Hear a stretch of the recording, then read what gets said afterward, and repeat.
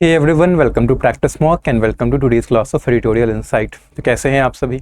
I hope आप सभी बहुत अच्छे होंगे। आपकी प्रिपरेशन एग्जाम्स की बहुत अच्छी चल रही होगी और जो आपका इंग्लिश का कॉम्प्रिहेंशन, रीडिंग एंड वोकैबुलरी है वो भी काफ़ी अच्छी तरह से इम्प्रूव कर रही होगी। आई होप कि आप रेगुलरली इन सेशंस को देख रहे होंगे, क्योंकि जो ऑब्जेक्टिव है इन सेशंस को कंडक्ट कराने का, ये जो एडिटोरियल इंसाइट्स के सेशंस हैं, इनका ऑब्जेक्टिव यही है कि आपकी reading comprehension and vocabulary improve हो सके, जिससे आपके इंग्लिश में नंबर बढ़े और आप इंग्लिश सेक्शन को एक स्कोरिंग सेक्शन में कन्वर्ट कर सको, आपका ओवरऑल मार्क्स इंक्रीज हो और आपकी सिलेक्शन हो जाए। तो चलिए इसी ऑब्जेक्टिव के साथ आज का सेशन हम स्टार्ट करेंगे।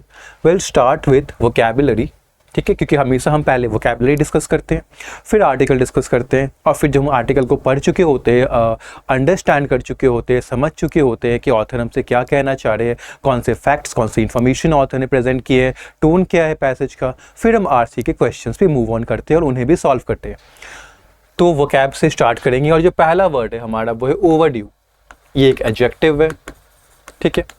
एडजेक्टिव है मतलब किसी नाउन एंड किसी प्रोनाउन की क्वालिटी बताएगा, क्योंकि एडजेक्टिव से करते हैं, दे प्रोवाइड अस और they tell us about the quality और कैरेक्टरिस्टिक्स ऑफ अ नाउन और अ प्रोनाउन। तो ओवरड्यू का मतलब क्या होता है? हम ओवरड्यू किसको कहते हैं? ऐसी चीज़ जो कि टाइम पे नहीं हुई, या तो टाइम पे नहीं किया गया, या तो टाइम पे किया नहीं गया, या टाइम पर रिटर्न नहीं किया गया, मतलब कि लेट हो गया। तो जो भी चीज़ लेट हो गई और टाइम पे नहीं हुई उसे हम कहते हैं ओवरड्यू, ठीक है। सिनोनिम्स क्या है इसके? तो सिनोनिम्स है आपके टार्डी, बिलेटेड। देखो टार्डी एंड बिलेटेड दोनों का ही मतलब लेट होता है। टार्डी आपके लिए न्यू वर्ड होगा, ठीक है। जैसे अगर मैं कहूं कि he gave me a tardy response, तो मतलब क्या है कि उसने मुझे टार्डी रिस्पॉन्स दिया, मतलब लेट रिस्पॉन्स दिया। मैंने उसको लिखा था, मैंने उसको कुछ कहा था, उसका रिस्पॉन्स, उसका रिप्लाई लेट था, तो वहाँ पे हम इस टार्डी वर्ड को यूज़ करेंगे। बिलेटेड काफ़ी कॉमन वर्ड है, आप बोलते हो ना, और जब आप किसी को बर्थडे विश करना भूल जाते हो या किसी को विश करना भूल जाते हो तो आप बिलेटेड बोलते हो, बिलेटेड हैप्पी बर्थडे, ठीक है, बिलेटेड एनिवर्सरी। तो बिलेटेड का मतलब भी होता है लेट। अब एंटोनिम्स क्या होंगे इसके? Punctual and prompt. पंक्चुअल होता है ऑन टाइम, ठीक है, टाइमली भी कह सकते हैं इसको। Prompt is immediate, without delay, ठीक है। तो देखो टार्डी हुआ, बिलेटेड हुआ, ओवरड्यू हुआ, इसका मतलब होता है कोई चीज़ लेट से हो रही है। तो एंटोनिम्स क्या होगा इसका? पंक्चुअल होगा कि टाइम पे हो गया, टाइमली वे में हो गया, या फिर प्रॉम्प्ट हो गया, इमीडिएट हो गया, तुरंत ही हमें रिस्पॉन्स मिल गया, तुरंत ही हमें पेमेंट मिल गई, तुरंत ही हमें वो चीज़ रिटर्न कर दी गई, ठीक है। सेकेंड वर्ड पे आते हैं कोपियस। ये भी एक एडजेक्टिव है, ठीक है। अब कोपियस हम किसको कहते हैं? कोपियस हम कहते हैं कोई ऐसी चीज को जो कि काफी लार्ज अमाउंट में है, अबंडेंस में है, अबंडेंट है, ठीक है। तो इन लार्ज अमाउंट्स, ठीक है, इन लार्ज अमाउंट्स और इन लार्ज क्वांटिटीज में अगर कुछ है तो वो क्या है? वो कोपियस है। और क्या है वो? प्रोफ्यूज है, बाउंटिफुल है। दोनों का ही मतलब होता है लार्ज अमाउंट्स, लार्ज क्वांटिटीज में। अबंडेंट तो आपको पता ही है, ठीक है, अबंडेंट, ठीक है, काफी कॉमन वर्ड है। ये दोनों वर्ड्स न्यू है, प्रोफ्यूज एंड बाउंटिफुल। एंटोनिम्स इसके हो गए मियागर एंड स्कैंट। मियागर एंड स्कैंट मतलब बहुत कम, ठीक है, इन लो क्वांटिटीज। ये लैक शो करते हैं, लैक ऑफ समथिंग, या फिर क्या शो करते हैं? लो क्वांटिटी, ठीक। Third is triggered. वर्ब की सेकेंड एंड वर्ब की थर्ड फॉर्म है। देखो वर्ब की सेकेंड फॉर्म हम कहाँ पे यूज करते हैं? जो वर्ब की सेकेंड फॉर्म होती है वो हम यूज करते हैं पास्ट टेंस में, ठीक है। वर्ब की जो थर्ड फॉर्म है वो हम परफेक्ट टेंस में यूज करते हैं, ठीक। अब ऐसे कुछ वर्ड्स होते हैं जिनका V2 फॉर्म और V3 फॉर्म अलग अलग होता है, बट कुछ वर्ड्स ऐसे भी होते हैं जिनका सेम ही होता है। तो ट्रिगर्ड ऐसा वर्ड है जिसका V2 फॉर्म, V3 फॉर्म दोनों ही सेम है। अब ट्रिगर्ड का मतलब क्या होता है? मेड समथिंग हैपन सडनली, मतलब किसी चीज को बहुत जल्दी कर दिया गया, ठीक है, या वो कोई चीज बहुत जल्दी हो गई किसी चीज के वजह से, तो ट्रिगर्ड होगा। बहुत सिंपल वर्ड्स में तो कॉज्ड कह सकते हो, क्योंकि ट्रिगर्ड का मतलब क्या होता है? कॉज्ड, ठीक है। और क्या होता है, इफेक्टेड, इंजेंडर। इफेक्टेड एंड इंजेंडर दोनों का ही मतलब होता है कॉज करना। अब यहां पे एक वर्ड आया आपके पास इफेक्टेड, वर्ब की सेकेंड फॉर्म है, वर्ब की थर्ड फॉर्म है, तो इसका वर्ब का फर्स्ट फॉर्म क्या होगा, ईडी को हटा दो, इफेक्ट होगा, ठीक है। अब इफेक्ट तो आपने सुना होगा नाउन होता है, हम किसी के इम्पैक्ट को, इन्फ्लुएंस को इफेक्ट कहते हैं, ठीक है। क्योंकि आपने तो अभी तक यही पढ़ा है कि एक दो वर्ड्स होते हैं, एक होता है इफेक्ट, एक होता है अफेक्ट, राइट। इफेक्ट क्या होता है, ये होता है नाउन, अफेक्ट क्या होता है, ये होता है वर्ब, ठीक है। बट इफेक्ट भी वर्ब हो सकता है, और वर्ब बन के क्या मीनिंग कन्वे करता है, यही मीनिंग, कॉज करना किसी चीज को, या किसी चीज को एग्जिस्टेंस में लेके आना, ठीक है। एंटोनिम्स क्या होगा, अवर्टेड, फोरस्टॉल्ड। मतलब अवर्टेड एंड फोरस्टॉल्ड दोनों का मतलब होता है प्रिवेंटेड, ठीक है। यहां पे क्या हो रहा है, कॉज किया जा रहा है, यहां पे कॉज नहीं किया जा रहा है, प्रिवेंट किया जा रहा है, उस चीज को होने नहीं दिया जा रहा है। फोर्थ इज ऑगमेंटिंग, ये वर्ब की आईएनजी फॉर्म है, और ये जेरेंड भी है, क्योंकि जेरेंड भी क्या होती है, वर्ब की आईएनजी फॉर्म होती है, जो काम किसका करती है, नाउन का, ठीक है। आपने देखा होगा, अगर मैं कहूं swimming is not allowed, swimming is not allowed, तो यहां पे स्विमिंग क्या है, ये एक्चुअली वर्ब की आईएनजी फॉर्म है, ठीक है। V1 क्या होगा इसका, स्विम होगा, उसी से बना है स्विमिंग, ठीक है। पर यहां पे तो ये क्या बना हुआ है, इज, तो वर्ब ऑलरेडी है, तो ये वर्ब से पहले है, इसका सब्जेक्ट है, तो ये क्या बन गया, ये नाउन बन गया। तो वर्ब आईएनजी है, नाउन का काम कर रहा है, तो ऐसे वर्ब्स जो आईएनजी फॉर्म में होते हैं, नाउन का काम करते हैं, उन्हें हम जेरेंड कहते हैं। तो ऑगमेंटिंग जेरेंड भी हो सकता है, वर्ब की आईएनजी फॉर्म भी हो सकती है। पता कैसे चलेगा, पता चलेगा सेंटेंस पढ़ के हमें, जब हम सेंटेंस पढ़ेंगे उनके आसपास जिस वर्ड, जैसे ये वर्ड है ऑगमेंटिंग या फिर स्विमिंग है, ठीक है, हमें कैसे पता चला। अब हमें यहाँ पे लिखा है स्विमिंग इज नॉट अलाउड, ठीक है, मैं लिखूं ही इज स्विमिंग, या फिर लिख दूं he has been swimming for 2 hours। अब आपको पता है कि स्विमिंग प्रेजेंट पार्टिसिपल वर्ब की आईएनजी फॉर्म भी होती है, और स्विमिंग आपकी जेरेंड भी होती है। तो हाउ वुड यू नो कि कहाँ पे जेरेंड है, कहाँ पे आईएनजी है, तो वो पता चलेगा आपको उनके आसपास वाले वर्ड्स को देख के, उनके आसपास वाले वर्ड्स की पार्ट्स ऑफ स्पीच को पता करके, ठीक है। जैसे यहाँ पे देखो, स्विमिंग क्या था, यहाँ पे वर्ब थी, ठीक है। वर्ब से पहले क्या होता है, verb is not allowed, not allowed यहाँ पे क्या है, ये एडजेक्टिव बना हुआ है, ठीक है। यानी काइंड ऑफ ये जो है नॉट अलाउड, ये क्या बता रहे, कॉम्प्लीमेंट कर रहा है कि स्विमिंग को अलाउड नहीं किया गया, swimming is not allowed. Okay, एक मिनट, एडजेक्टिव नहीं है ये भी वर्ब है, ठीक है। Swimming is not allowed, actually ये पैसिव स्ट्रक्चर है,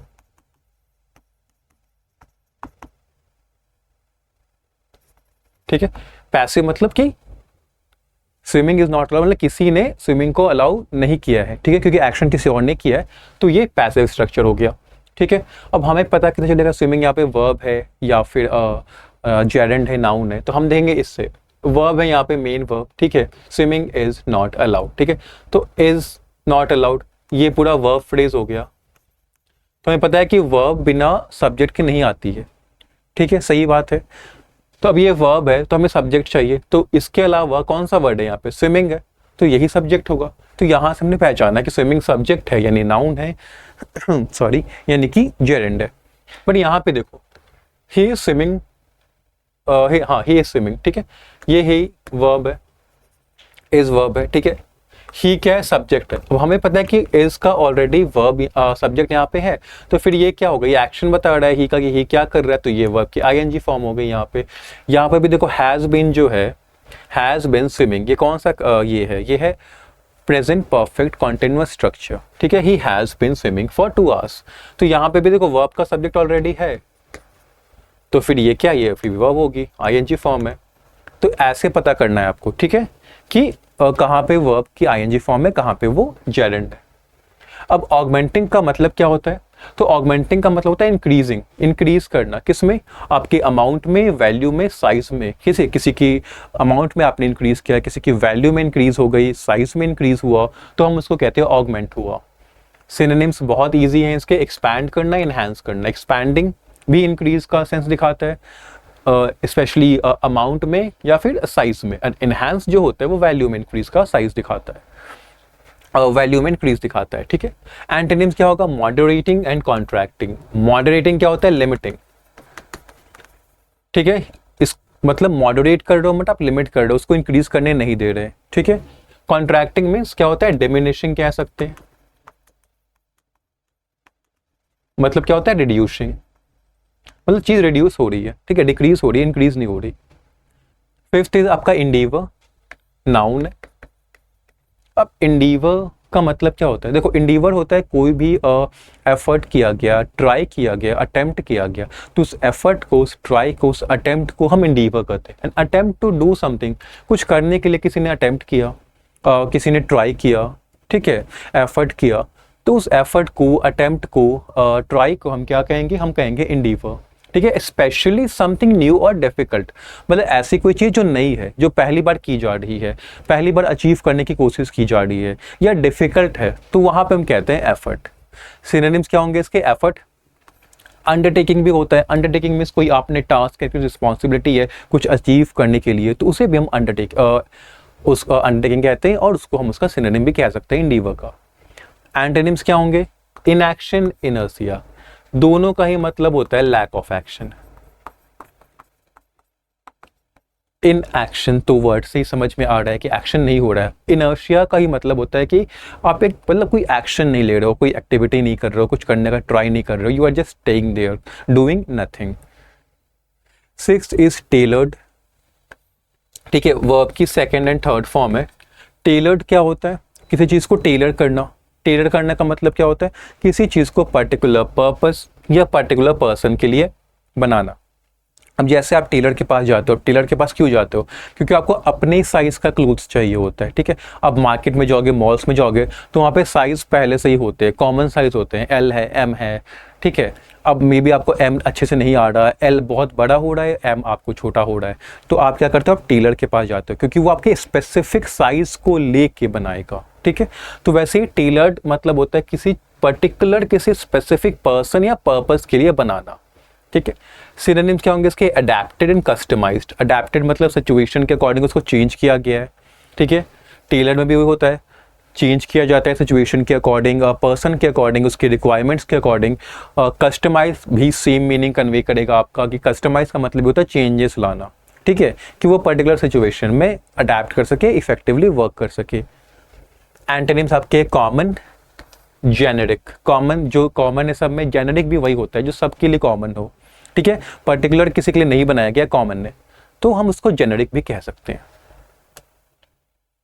7 इज कॉपस। कॉपस नाउन है। कॉपस किसको कहते हैं, कलेक्शन को कहते हैं। रिटन या स्पोकन टेक्स्ट, टेक्स्ट कोई रिटन में है या स्पोकन अकाउंट है, उसका कलेक्शन जो होता है उसको हम क्या कहते हैं, corpus.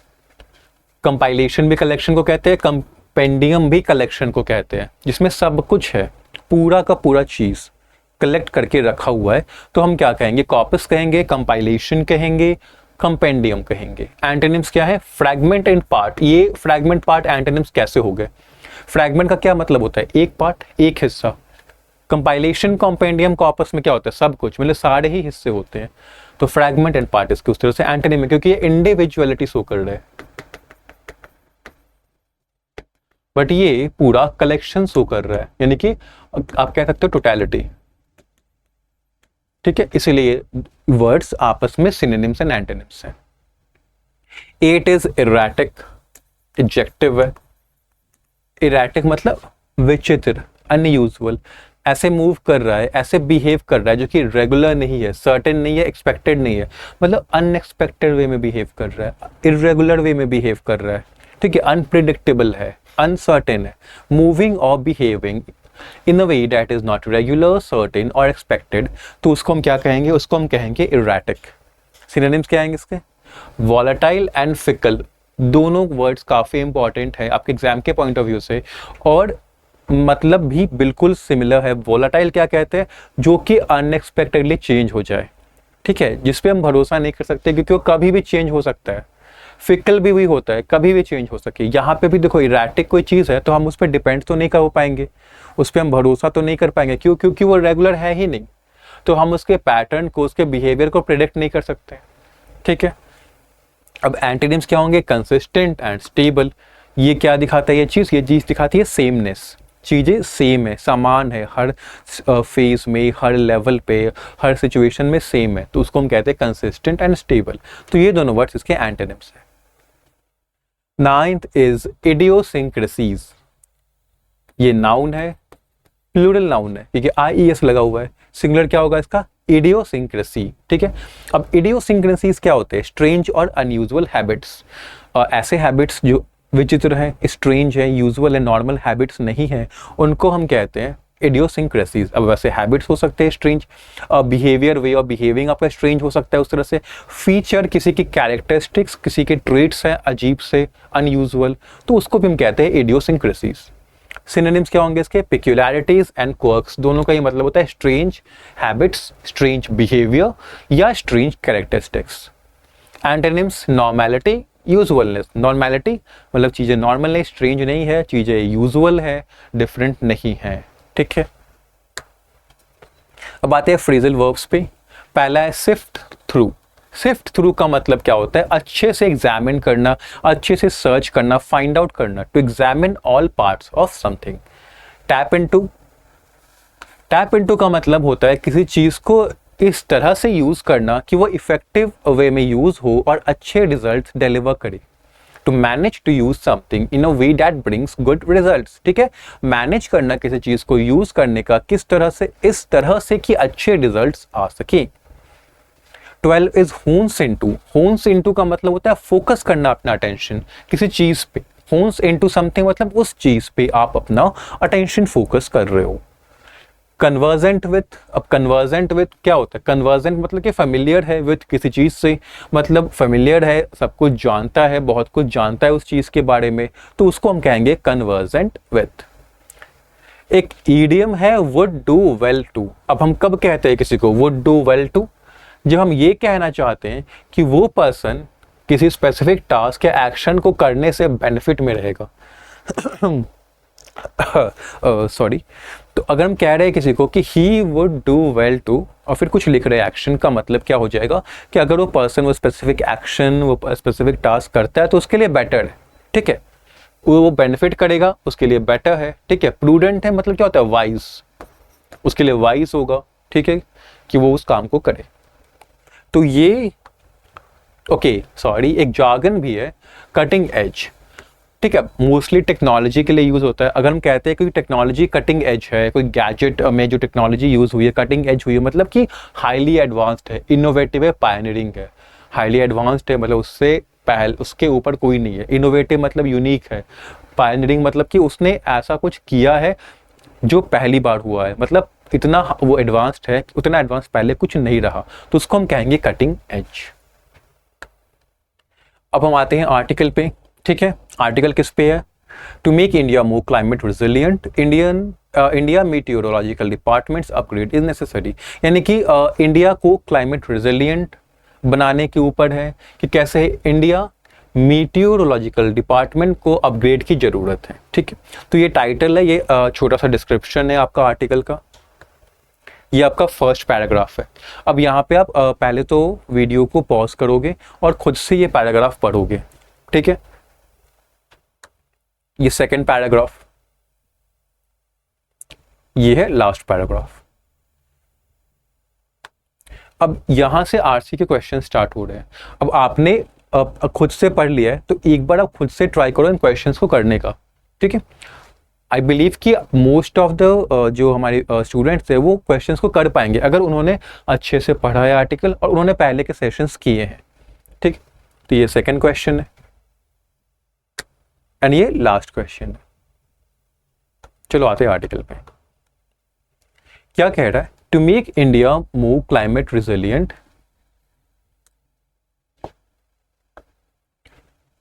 To make India more climate resilient, India meteorological departments upgrade is necessary। अब इंडिया को क्लाइमेट रेजिलिएंट बनाने की जरूरत है। रेजिलिएंट का मतलब क्या होता है? इसका मतलब होता है able to return to normal condition after a setback और डिफिकल्टी।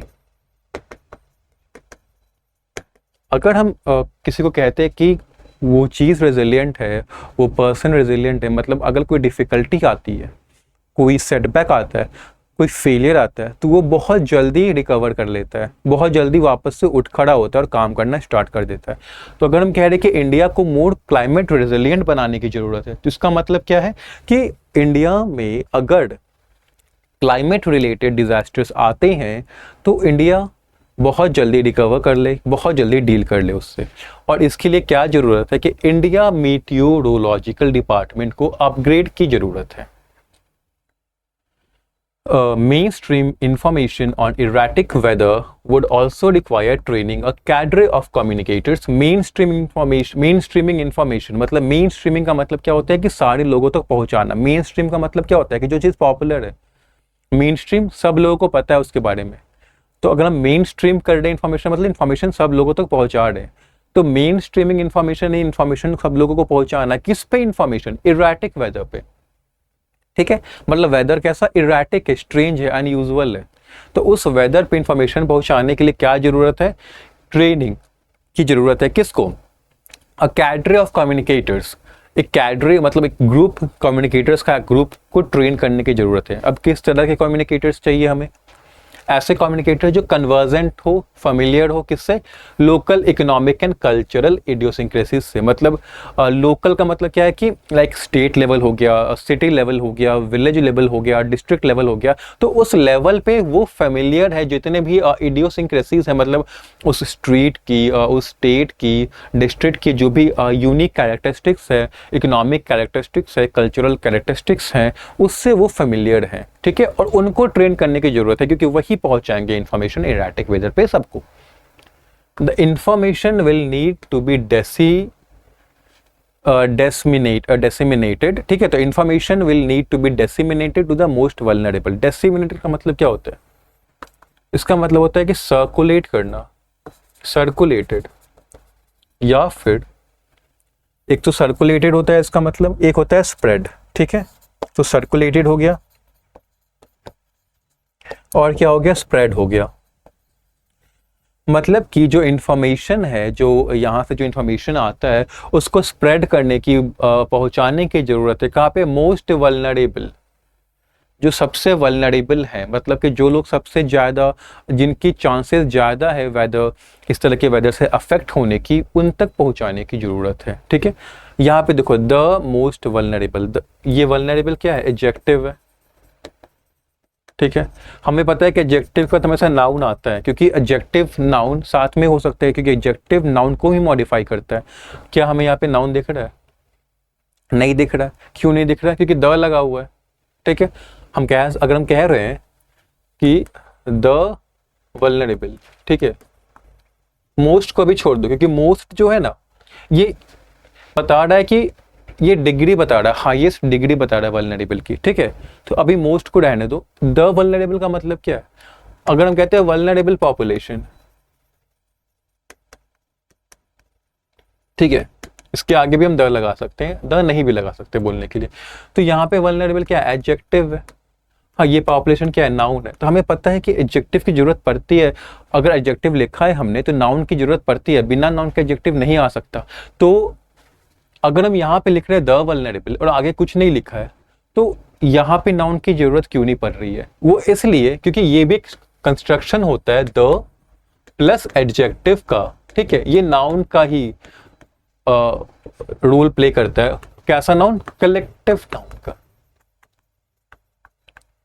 मतलब द वल्नरेबल का मतलब क्या है? जितने भी लोग जो वल्नरेबल है। अगर लिख देते हैं द रिच, मतलब जितने लोग जो रिच हैं, द पुअर, जितने लोग जो पुअर है, तो अगर हम द के साथ एडजेक्टिव लिख रहे हैं तो नाउन की तरह फंक्शन करेगा और उसको नाउन की जरूरत नहीं पड़ेगी, क्योंकि वो खुद में ही वो बता देगा पूरी कम्युनिटी को, ठीक है, तो वो यहाँ पे रखा गया। अब मोस्ट लगाया गया क्योंकि है तो एडजेक्टिव, नाउन की तरह फंक्शन करना सही है, बट वर्ड क्या है, एडजेक्टिव है। अगर हमें ये बताना है कि वल्नरेबल में भी मोस्ट वल्नरेबल, मतलब वल्नरेबल में भी वो लोग जो सबसे ज्यादा वल्नरेबल है, तो हम तो मोस्ट लगाएंगे ना उसके लिए। ठीक है, चलिए आर्टिकल देखते हैं। The weather forecasting upgrade planned by the India meteorological department IMD is long overdue. तो क्या कह रहा है यहाँ पे कि जो वेदर फोरकास्टिंग अपग्रेड है, ठीक है, मतलब कि वेदर फोरकास्टिंग को लेके, वेदर प्रेडिक्शन को लेके जो अपग्रेड होना था, जो एडवांसमेंट्स होनी थी, जिसको प्लान किसने किया था, इंडिया मेटियोरोलॉजिकल डिपार्टमेंट IMD ने प्लान किया था, इज लॉन्ग ओवरड्यू। ओवरड्यू मतलब लेट है, अभी तक नहीं हुआ है, अभी तक हो जाना चाहिए था बट नहीं हुआ है।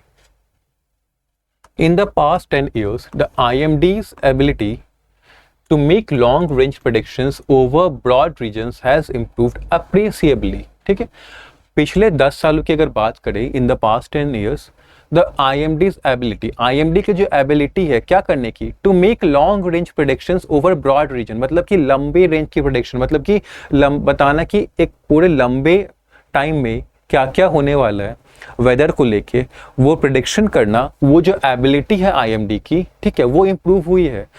इस तरह से इम्प्रूव हुई है कि हमें प्रेज करना चाहिए। एप्रिशिएबली क्या वर्ड का यूज किया गया, मतलब कि एप्रिशिएबल वे में इम्प्रूव हुआ है, मतलब अच्छी तरह से इम्प्रूव हुआ है, प्रेज वर्दी है। येट, ठीक है, अब येट को हम किस लिए यूज करते हैं, कॉन्ट्राडिक्शन दिखाने के लिए, मतलब ऑपोजिट दिखाने के लिए। मतलब अगर यहाँ पे पॉजिटिव बात की गई है, क्योंकि यहाँ पे पॉजिटिव बात ही की है ऑथर ने, उन्होंने क्या कहा है कि IMD की जो एबिलिटी है लॉन्ग रेंज प्रेडिक्शन करने की, जो over a long period of time पे क्या क्या होने वाला है, वेदर कैसा रहने वाला है, उस चीज़ को प्रेडिक्ट करने की जो IMD की एबिलिटी है, ठीक है, वो इम्प्रूव हुई है काफ़ी अच्छी तरह से। येट, अब येट के बाद क्योंकि कॉन्ट्रास्ट दिखाएगा तो हमें पता है एक नेगेटिव बात ऑथर बोलने वाले। There are several days when predictions go wrong. काफी दिन ऐसे भी आते हैं जब predictions हैं IMD के वो गलत हो जाते हैं, especially during the southwest and northwest monsoons. Especially कब होते हैं ये गलत, जब southwest monsoon आता है, जब northwest monsoon आ रहा होता है, तो IMD की prediction काफी दिन गलत हो जाते हैं। तो यहाँ पे क्या एक नेगेटिव एस्पेक्ट आ गया, ऑथर ने दिया। The challenge today is not to predict average rainfall or temperature over the season. आज जो चैलेंज है, ठीक है, वो क्या है, IMD को अगर कोई काम करना है जिसमें उसको डिफिकल्टी हो रही है, वो ये नहीं है कि वो एवरेज रेनफॉल या एवरेज टेम्परेचर एक सीजन में प्रेडिक्ट करे, या एक मंथ में प्रेडिक्ट करे, या वीक में प्रेडिक्ट करे, ये चैलेंज नहीं है। Extreme weather events that usually occurred once in a few decades, extreme weather events मतलब ऐसे वेदर इवेंट्स जो एक्सट्रीम लेवल के हैं, बहुत सीवियर लेवल के, बहुत खतरनाक लेवल के हैं, जो कि यूजुअली आमतौर पे फ्यू मतलब कुछ 10 सालों में एक बार होते थे, ऐसे weather events now threaten people's lives and livelihoods throughout the year. मतलब ऐसे वेदर इवेंट्स जो एक्सट्रीम हैं, जो सीवियर हैं, काफ़ी खतरनाक है, ऐसे वेदर इवेंट्स जो कि पहले यूजुअली आमतौर पे पहले साल 10 सालों में 20 सालों में एक बार होते थे, आज के टाइम में वो लोगों की ज़िंदगी और लोगों का जो लिवलीहुड है उनको पूरे साल खतरे में डाल के रखते हैं। ठीक है, थ्रेटन का मतलब क्या होता है, इन डेंजर, रिस्क पे डालते हैं। ठीक है, क्या रिस्क पे डाल देते हैं, पीपल के लाइफ्स को, पीपल के लिवलीहुड्स को, और पूरे साल भर रिस्क पे डाल के रखते हैं। मतलब कि पूरे साल बना रहता है चांस कि एक्सट्रीम वेदर इवेंट्स हो सकते हैं। पहले क्या होता था, 10 साल में 20 साल में एक बार हो रहा है, अब क्या है कि पूरे साल ही बना हुआ है चांस कि कभी भी हो सकता है। मतलब फ्रीक्वेंसी इंक्रीज हो गई है और ड्रास्टिकली इंक्रीज हो गई है। आप देखो जहाँ पे 10-20 साल में एक बार हो रहा है, वहीं साल में कभी भी हो सकता है, पूरे साल के अंदर कभी भी हो सकता है, कितनी बार भी हो सकता है। तो काफ़ी ड्रास्टिकली बढ़ा है और फ्रीक्वेंसी काफ़ी बढ़ गई है। ठीक है, तो यही चैलेंज है। ठीक है, ये चैलेंज नहीं है कि आपको एवरेज रेनफॉल और एवरेज टेम्परेचर एक सीजन पे, मंथ में या वीक में कैसा रहेगा, रेनफॉल कितना रहेगा पूरे वीक, ये बताना चैलेंज नहीं है। चैलेंज इससे रिलेटेड है कि एक्सट्रीम वेदर इवेंट्स के बारे में प्रेडिक्शन हो, जो कि पूरे साल जिनका खतरा बना रहता है। weather forecasters need to find ways to alert farmers, municipal authorities and office and school goers about copious rainfall at hyperlocal levels. अब वेदर फोरकास्टर्स को किस चीज़ की ज़रूरत है? उनको ज़रूरत है वेज फाइंड करने की, तरीके ढूंढने की, कि वो फार्मर्स को अलर्ट कर सके, वार्न कर सके, बता सके पहले, म्युनिसिपल अथॉरिटीज़ को बता सके, ऑफिस गोअर्स को, स्कूल गोअर्स को, जो लोग ऑफिस जाते हैं, जो स्कूल जा रहे हैं बच्चे, उनको बता सके किसके बारे में? कोपियस रेनफॉल के बारे में, मतलब अबंडेंट। कोपियस का मतलब क्या होता है? Abundant, more than necessary, प्लेंटिफुल।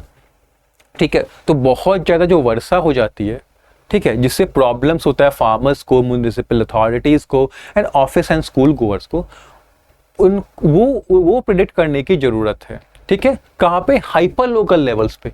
अब यहाँ पे एक वर्ड यूज हुआ है, हाइपर लोकल लेवल्स। अब हाइपर लोकल लेवल क्या होता है?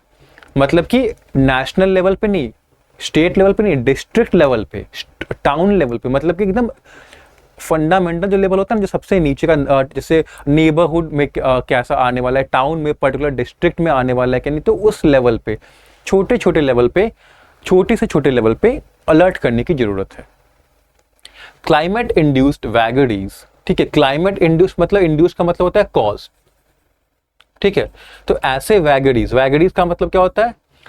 इररेगुलरिटी आप कह सकते हो। इररेगुलरिटीज मतलब ऐसी चीजें जो यूजुअली होती नहीं है बट होने लग गई हैं। तो क्लाइमेट इंड्यूस्ड वैगरीज से का क्या मतलब है? मतलब ऐसे क्लाइमेट में ऐसी चीजें होना, ठीक है, जो कि एक्सपेक्टेड नहीं, अनएक्सपेक्टेड है। ठीक है, और वेदर में ऐसी चीज़ें होना, इन्वायरमेंट में ऐसी चीज़ें होना जो एक्सपेक्टेड नहीं है बट फिर भी हो रही है। और क्यों हो रही है? क्लाइमेट की वजह से, क्योंकि क्लाइमेट इंड्यूस्ड लिखा हुआ है। तो क्लाइमेट कॉज करना, हैव ट्रिगर्ड डिजास्टर्स, ट्रिगर मतलब कॉज किया है। तो ये जो क्लाइमेट इंड्यूस्ड वैगरीज जो है, जो क्लाइमेट की वजह से इन्वायरमेंट में अनयूजुअल चेंजेस देखने को मिल रहे हैं, उनसे क्या हुआ है? कॉज हुआ है, डिजास्टर्स हुए हैं कॉज। जैसे कि देखा हमने जो लैंडस्लाइड्स हुए, वायनाड और लेक बस्ट हो गया सिक्किम में, उत्तराखंड में लास्ट ईयर। तो ये सब क्या थे? ये सब ऐसे तो होते नहीं, अनएक्सपेक्टेड ये थे, डिजास्टर्स थे जो कि क्लाइमेट कॉज्ड इरेगुलरिटी की वजह से हुए थे। While the previous improvements in IMD focused primarily on augmenting infrastructure, ठीक है, जो पहले के जो improvements होते थे IMD में, उनका फोकस किस पे होता था? कि इंफ्रास्ट्रक्चर को इम्प्रूव करे, इंफ्रास्ट्रक्चर को बढ़ाए, उसका लेवल बढ़ाए। ठीक है, The latest endeavor will be directed at developing computer simulated models tailored to local specific। जो latest endeavor, जो latest effort जो लगाए जा रहे हैं, वो कहाँ लगाए जा रहे हैं? एक ऐसा कंप्यूटर सिमुलेटेड मॉडल्स बनाने में, ठीक है, जो कि टेलर्ड हो लोकल स्पेसिफिक्स पे, मतलब लोकल रीजन्स पे। हमने पढ़ा ना, हाइपर लोकल मतलब डिस्ट्रिक्ट लेवल पे, लोकल लेवल पे स्पेसिफिक्स को लेके जो प्रेडिक्शन करे, वैसा कंप्यूटर मॉडल बनाने का एफर्ट, जो लेटेस्ट एफर्ट है, वो वहां पे किया जा रहा है। This would require data collectors to narrow their focus to district, block, panchayat, village और even ward and state levels. अब ये ऐसा कंप्यूटर सिमुलेटेड मॉडल बनाने के लिए ज़रूरत क्या है? तो ज़रूरत है डेटा कलेक्टर्स को कि वो अपना फोकस अब थोड़ा नैरो करें। कहाँ पे लाए? डिस्ट्रिक्ट लेवल पे लाए, ब्लॉक लेवल पे लाए, पंचायत लेवल पे लाए और विलेज लेवल पे लाए। ज़रूरत हो तो वार्ड और स्ट्रीट लेवल्स पे भी लेके आए। ठीक है, The scientists will also need to be equipped with a denser network of measuring instruments। और एक denser network of measuring instruments मतलब कि जो मेजर करते हैं वेदर को, वैसे इंस्ट्रूमेंट्स और ज़्यादा अमाउंट में और ज़्यादा एरिया में फैले होने की ज़रूरत है। तो साइंटिस्ट्स को ये भी देखना है कि उनके पास इतना नेटवर्क हो मेजरिंग इंस्ट्रूमेंट का, जो कि मेजर कर सके data. Recent research has shown that AI can improve the accuracy of weather forecast। अब कुछ recent हाल में कुछ रिसर्च हुए जिनमें हमने ये पाया कि AI जो है, आर्टिफिशियल इंटेलिजेंस, ठीक है, वो एक्यूरेसी को इम्प्रूव कर सकता है। जो वेदर फोरकास्ट की, वेदर प्रेडिक्शन की एक्यूरेसी है, उसे इम्प्रूव कर सकता है AI। The IMD has reportedly digitized the country's weather records going back to more than a century। अब IMD ने क्या किया है? ऐसे न्यूज़ आई है कि IMD ने डिजिटाइज कर दिया है वेदर रिकॉर्ड्स को। जो कंट्री का वेदर रिकॉर्ड्स था going back to more than a century, मतलब 100 सालों का जो वेदर रिकॉर्ड था कंट्री में कि हर दिन कैसा वेदर रहा है, हर साल कैसा वेदर रहा है, तो वो क्या थे, वो पहले रिकॉर्ड्स फाइल्स में होंगे, पेपर पे होंगे, ठीक है, फिजिकल फॉर्म में होंगे। तो आईएमडी ने डिजिटाइज कर दिया है, मतलब कंप्यूटर में डाल दिया है, ठीक है, डिजिटल फॉर्म में कन्वर्ट कर दिया है। AI could be used to sift through this corpus to generate knowledge and help forecasters issue timely alerts। अब AI क्या कर सकता है, उन्होंने जो पूरा डेटा, जो 100 सालों का जो डेटा कंप्यूटर में डाल दिया वेदर रिकॉर्ड का, तो AI उसको एग्जामिन कर सकता है पूरा, ठीक है, क्या करने के लिए, नॉलेज जनरेट करने के लिए, कि पूरा वो पढ़े उसको, पूरे रिकॉर्ड को, उसके हिसाब से नॉलेज करे कि कहाँ का वेदर कैसा हो सकता है, क्या चेंजेस आए हैं, और फोरकास्टर्स की हेल्प करे कि टाइम पे अलर्ट इशू हो सके। The met department would also do well to tap into research conducted in universities and institutions. Met department would also do well, would also do well मतलब कि किसी काम को करके उनको बेनिफिट मिलेगा। तो मेट डिपार्टमेंट को किसी काम को करके बेनिफिट मिलेगा, वो काम क्या है, वो काम है तो टैप इनटू मतलब यूटिलाइज करना, ठीक है, यूज करना किसका, रिसर्च का, जो कि कंडक्ट किया गया यूनिवर्सिटीज और इंस्टीट्यूशन में। मतलब अगर मेट डिपार्टमेंट रिसर्च जो कि यूज कंडक्ट किया गया यूनिवर्सिटीज और इंस्टीट्यूशन में उसको यूज करती है तो उनको उससे बेनिफिट ही मिलेगा। Scientists at IIT Bombay, for example, use cutting-edge computing technologies this year to predict rainfall in the city with greater accuracy than the IMD। अब जैसे एग्जाम्पल ले लेते हैं, साइंटिस्ट का IIT बॉम्बे में, तो उन्होंने क्या किया, cutting edge computer technologies use की, मतलब मोस्ट एडवांस्ड, कटिंग एज का मतलब क्या है, most advanced computing technology use करके IMD से भी ज्यादा एक्यूरेसी से रेनफॉल प्रेडिक्ट किया। Another ongoing project at IIT मंडी, एक और प्रोजेक्ट अभी चल रहा है, कहाँ पे, IIT मंडी में, होन्स इनटू सॉइल कैरेक्टरिस्टिक्स। ये क्या करता है, होन्स इनटू मतलब ये यूज करता है सॉइल कैरेक्टरिस्टिक्स का, क्या करने के लिए, प्रेडिक्ट करने के लिए लैंडस्लाइड्स को, ठीक है, फोकस करता है अपना अटेंशन, ठीक है। तो होन्स इनटू का मतलब क्या होता है, फोकस करना अटेंशन। तो जो प्रोजेक्ट है IIT मंडी पे हो रहा है जो अभी, उसका फोकस किस पे, सॉइल कैरेक्टरिस्टिक्स पे, मतलब सॉइल को देख के, सॉइल के नेचर टेक्सचर को देख के क्या चेंजेस आए हैं, वो लैंडस्लाइड्स प्रेडिक्ट कर रहे हैं, ठीक है। तो इसी की बात की गई है कि जो रिसर्च जो कर रहे हैं IIT बॉम्बे में, जैसे वो एग्जाम्पल हो गया IIT मंडी में, इस रिसर्च का यूज करना चाहिए मेट डिपार्टमेंट को, ठीक है, और इससे उनको बेनिफिट ही मिलेगा फोरकास्ट करने में। Mainstreaming information on erratic weather would also require communicators conversant with local economic and cultural idiosyncrasies। अब mainstreaming करना मतलब सबको पहुंचाना लोगों तक information को, किस चीज़ पे, इरेटिक वेदर पे, मतलब कि ऐसा वेदर जो कि चेंज हो जा रहा है, इरेगुलर है, अनसर्टेन है। तो इस तरह के वेदर का इंफॉर्मेशन पहुंचाना लोगों को, इसके लिए ज़रूरत क्या पड़ेगी, कम्युनिकेटर्स की। कैसे कम्युनिकेटर्स की, जो कि फेमिलियर है, कन्वर्जेंट मतलब फेमिलियर है, किस चीज़ से फेमिलियर है, लोकल इकोनॉमिक एंड कल्चरल इडियोसिंक्रेसीज से, मतलब हर जो अलग अलग तरह के यूनिक कैरेक्टरिस्टिक्स हैं उस एरिया के, उससे वो फेमिलियर है, economic characteristics and cultural characteristics। The information will need to be disseminated to the most vulnerable। information को जरूरत क्या है कि जो most vulnerable लोग हैं, जो सबसे ज़्यादा अफेक्ट हो सकते हैं इन erratic weather से, उन तक पहुँचाने की ज़रूरत है। The IMD's endeavor will be closely watched। IMD का जो endeavor है, जो ये काम IMD कर रही है कि टाइमली अलर्ट कर सकें, ठीक है, विथ रिस्पेक्ट को, किस चीज़ को, एक्सट्रीम वेदर इवेंट को, जो कि कभी भी हो सकते हैं साल में।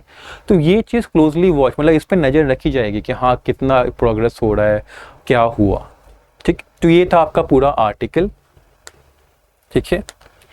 Article is analytical. पूरे आर्टिकल में ऑथर ने क्या किया, एनालाइज किया है सिचुएशन को, बताया है कि कैसे अभी चेंजेस आ गए हैं, प्रेडिक्शन अब लॉन्ग टर्म प्रेडिक्शन चैलेंज नहीं है। चैलेंज क्या है कि जो हाइपर लोकल लेवल पे होते हैं प्रेडिक्ट करना चीज़ों को, स्पेशली किस चीज़ के रिस्पेक्ट में, जो आपका एक्सट्रीम वेदर इवेंट है, जो कि पहले तो बहुत रेयर था, 10 साल 20 साल में आ रहा है तो रेयर है, अब काफ़ी फ्रीक्वेंट हो गया है, ठीक है। फिर बताया कि कैसे IMD बेटर कर सकता है और रिसर्च का यूज़ कर सकता है, ठीक ठीक है, मेन स्ट्रीम करने के लिए क्या ज़रूरत है, कम्युनिकेटर्स की ज़रूरत है, तो यहाँ पे बात हुई है, ठीक है, साइंटिस्ट को क्या चीज़ की ज़रूरत है, तो पूरा एनालाइज किया है ऑथर ने सिचुएशन को, तो टोन आपकी एनालिटिकल है।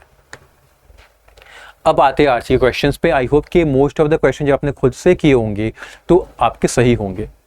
पहला क्वेश्चन देखते हैं, which of the following best describes the primary challenge faced by the IMD today as mentioned in the passage. तो आज सबसे जो मेन चैलेंज आईएमडी फेस कर रहा है वो कौन सा है? Predicting the average rainfall and temperature for an entire season, average rainfall और टेम्परेचर एंटायर सीजन का प्रेडिक्ट करना। तो चलिए वापस आते हैं आपके इस पे आर्टिकल पे, ठीक है। यहाँ क्या लिखा है अगर हम देखते हैं यहाँ पे, तो क्या है, the challenge today is not to predict average rainfall और temperature over the season, month और week. Average rainfall, average temperature season का प्रिडिक्ट करना चैलेंज नहीं है आज का, ठीक है। तो नहीं है तो पहला तो वाला वो गलत हुआ, ये गलत हो गया। Making accurate long range weather prediction for broad region, ये भी गलत है, ठीक है, क्योंकि ये भी यहाँ पे बोला गया है, कहाँ पे, हाँ, कि आईएमडी की एबिलिटी तो बढ़ी है, लॉन्ग रेंज प्रेडिक्शन में बहुत अच्छे तरह से बढ़ी है, तो ये चैलेंज कैसे हो सकती है? जब यहाँ पे इंप्रूवमेंट कर लिया आईएमडी ने तो चैलेंज तो है ही नहीं है। अब चैलेंज नहीं है तो ये भी गलत हो गया। Issuing timely and precise alerts for extreme weather events and hyper local level, हाँ इसकी बात जरूर हुई है। देखो कनेक्ट करो डॉट्स को, यहाँ पे बोला ऑथर ने चैलेंज ये नहीं है, उसके बाद उन्होंने क्या किया, एक्सट्रीम वेदर इवेंट्स को यहाँ पे मेंशन कर दिया जो कि अब पूरे साल भर डेंजर करते हैं लाइफ्स एंड लिवलीहुड्स, ठीक है। फिर बोला कि वेदर फोरकास्टर को जरूरत है वेज की कि वो अलर्ट कर सके हाइपर लोकल लेवल पे। तो यहाँ पे चैलेंज क्या सजेस्ट किया गया ऑथर ने कि चैलेंज यहीं पे लाई करता है इन एक्सट्रीम वेदर इवेंट्स को लेके, और क्या जरूरत है इस चैलेंज को ओवरकम करके अच्छे तरह से हाइपर लोकल लेवल पे प्रेडिक्शन करने की जरूरत है। तो उस तरह से ये वाला हमारा सही हो सकता है, पर चूंकि दो ऑप्शंस और है तो उन्हें भी हमें निगेट करना है, ठीक है। Developing infrastructure to support broader weather forecasting capabilities, देखो डेवलप करने की जरूरत नहीं कही है ऑथर ने, क्योंकि कहा है कि आईएमडी का पहले था फोकस ऑगमेंट करना, ठीक है। अगर हम कह रहे हैं कि प्रीवियस इंप्रूवमेंट्स फोकस करते हैं इंफ्रास्ट्रक्चर पे, अभी क्या कर रहे हैं लोकल स्पेसिफिक को लेकर, प्रोडक्शन को लेके, तो हम तो ये मान सकते हैं ना कि वो वाला जो इंप्रूवमेंट होगा वो हो गया होगा।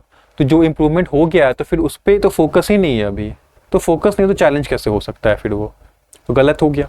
Collaborating with international meteorological organisations for better data, अब देखो इंटरनेशनल मीटियोरोलॉजिकल ऑर्गेनाइजेशन से कोलैबोरेट करने की बात तो ऑथर ने नहीं कही है कि आईएमडी फेस करता है वो बाहर दूसरे कंट्रीज़ के ऑर्गेनाइजेशन से वो कोलैबोरेट उनके साथ वर्क नहीं कर पा रहा है, ये तो कहा ही नहीं है, तो ये गलत हो गया। जो चीज़ मेंशन ही नहीं हो तो ऐसे ही गलत होगी ना। तो आंसर आपका क्या है इसमें, सी। नेक्स्ट क्वेश्चन पे आते हैं। According to the passage which technological advancement is expected to significantly improve the accuracy of weather forecast in India, कौन सी टेक्नोलॉजिकल एडवांसमेंट से हमें ये एक्सपेक्टेशन है कि वो बहुत एक सिग्निफिकेंट वे में इंप्रूव कर देगा वेदर फोरकास्ट जो इंडिया में होती है उसकी accuracy? Implementation of advanced satellite systems, use of AI to analyze historical weather data, expansion of IMD's infrastructure for broader coverage, integration of international meteorological data, deployment of move weather stations in rural areas. तो हमने AI की बात देखी, ठीक है। Author ने बोला है कि AI इम्प्रूव कर सकता है एक्यूरेसी वेदर फोरकास्ट का, तो हम AI के साथ ही जाएंगे, ठीक है। यही वाला हमारा ऑप्शन सही हो गया, क्योंकि देखो एडवांस सैटेलाइट सिस्टम्स कहीं पे भी मेंशन नहीं किया ऑथर ने, हमने पढ़ा कहीं भी मेंशन नहीं मिला। एक्सपैंड करने की जरूरत नहीं है क्योंकि जो इंफ्रास्ट्रक्चर पे जो इंप्रूवमेंट होना था वो पहले था फोकस, तो वी कैन कंक्लूड कि अभी वो फोकस नहीं है तो उसकी नीड अभी नहीं है। Integration of international meteorological data के इंटरनेशनल मतलब अलग अलग कंट्रीज के डेटा को अपने में इंक्लूड करने की जरूरत है, ये तो बिल्कुल भी नहीं कहा है ऑथर ने। और ज़्यादा वेदर स्टेशन रूरल एरियाज पे तो बात नहीं की है, ठीक है। अभी लास्ट क्वेश्चन है, what role does the passage attribute to academic institutions like IIT Bombay and IIT Mandi in enhancing weather forecasting? Passage ने क्या रोल एट्रीब्यूट मतलब क्या रोल बताया है किन का, इंस्टीट्यूशंस का, जैसे आईआईटी बॉम्बे है, आपका आईआईटी मंडी है, तो क्या बताया है उसको लेके कि कैसे वो इन्हांस कर सकते हैं वेदर फोरकास्टिंग को? प्रोवाइडिंग इंफ्रास्ट्रक्चर सपोर्ट, इंफ्रास्ट्रक्चर देंगे, IMD को नहीं। इंफ्रास्ट्रक्चर क्या होता है, इक्विपमेंट्स दे रहे हैं, बिल्डिंग्स दे रहे हैं, ऑफिस दे रहे हैं, तो ऐसा तो बात नहीं कही गई है। Conducting independent weather predictions for major cities, कि वो मेजर सिटीज़ कौन से हो गए, जो मेट्रो सिटी, जो बड़े बड़े सिटीज़ हैं जैसे कि मुंबई, दिल्ली, आपका बैंगलोर हो गया, तो उनके लिए वो प्रेडिक्शंस करेंगे और अपने मन से अलग से करेंगे। तो ये कहा है और नहीं कहा है। Developing technologies and research to improve forecast accuracy, हाँ ये बात कही है ऑथर ने कि वो ऐसी टेक्नोलॉजी, ऐसे रिसर्च का डेवलप करेंगे जो कि फोरकास्ट एक्यूरेसी को इम्प्रूव करे, और इसी रिसर्च की यूज़ करने की ज़रूरत है IMD को, ठीक है। तो ये हम सही मान के चलते हैं। Training IMD scientist in advanced meteorological techniques की, ये IIT मंडी, IIT बॉम्बे जैसे इंस्टीट्यूशन ट्रेन करेंगे IMD साइंटिस्ट को, ऐसा कहा है क्या ऑथर ने? नहीं। कोलैबोरेटिंग विद इंटरनेशनल, अब इंटरनेशनल की बात ही नहीं हो रही है, तो ये तो ऐसे भी गलत हुआ, तो बड़ा अपना आंसर ये, ठीक है। तो आई होप कि ये जो भी आज का सेशन था वो आपके लिए काफ़ी फ्रूटफुल, काफ़ी बेनिफिशियल रहा होगा। देखिए आपको डेली बेसिस पे इन सेशंस को अटेंड करने की ज़रूरत है, क्योंकि रीडिंग अब आप देख रहे हो कि एक बहुत सिग्निफिकेंट पार्ट प्ले करने लग गया है इंग्लिश सेक्शन में। काफ़ी क्वेश्चंस आपके रीडिंग बेस्ड आ रहे हैं और डिफ़िकल्टी लेवल बढ़ रही है, क्वेश्चंस थोड़े कॉम्प्लेक्स हो रहे हैं। अब ऐसा भी नहीं है कि वो मतलब कि डुएबल नहीं है, वो आप कर सकते हो, थोड़ी सी मतलब फोकस की ज़रूरत है। किस पे? रीडिंग पे, कॉम्प्रिहेंशन पे, और वोकैब के क्वेश्चंस तो आते ही रहे हैं, तो वोकैब तो आपको छोड़ना ही नहीं है। तो इसीलिए ये सेशंस काफ़ी इंपॉर्टेंट बन जाता है आपके लिए कि आप डेली करो। तो डेली अटेंड किया करो इन सेशंस को, ध्यान दो रीडिंग पे, कॉम्प्रिहेंशन पे, वोकैबुलरी पे, ठीक है। इससे ही आपका इंग्लिश का स्कोर अच्छा होगा, ठीक है। क्योंकि साथ में हम ग्रामर, जहाँ जहाँ हमें लगता है कि ग्रामर की ज़रूरत है वहाँ पे हम ग्रामर भी डिस्कस करते हैं। तो ऐसा है कि हम ग्रामर को छोड़ दिया हमने, हम ग्रामर भी डिस्कस कर रहे हैं, ठीक है। और क्योंकि अब तो एग्ज़ाम का सीज़न आ गया है, तो अच्छे से मॉक देते रहो, मॉक को इम्प्रूव एनालाइज करना बहुत ज़रूरत है, ठीक है। फाइंड आउट करो कहाँ पे वीक है वो, कौन से सेक्शंस में बहुत प्रॉब्लम हो रही है, उनको स्ट्रॉन्ग करो, उन पे सेशंस देखो, उन पे अलग से क्वेश्चंस लगाओ। जो आपका स्ट्रॉन्ग है, जो सेक्शन स्ट्रॉन्ग है, उसमें कोशिश करो कि और कम टाइम में उस सेक्शन को सॉल्व करने की कोशिश करो, ठीक है। इस तरह से इम्प्रूव करो अपनी रैंकिंग को, परफॉर्मेंस को, जिससे कि जो आपका अल्टीमेट वहाँ पे एग्ज़ाम होगा सेंटर पे, वहाँ पे आपकी जो परफॉर्मेंस होगी वो इम्प्रूव रहे और आपको सिलेक्शन मिले। तो अब मैं मिलूँगा आपसे नेक्स्ट सेशन में, तब तक के लिए पढ़ाई करते रहो अच्छे से। Take care, have a nice day, okay, thank you.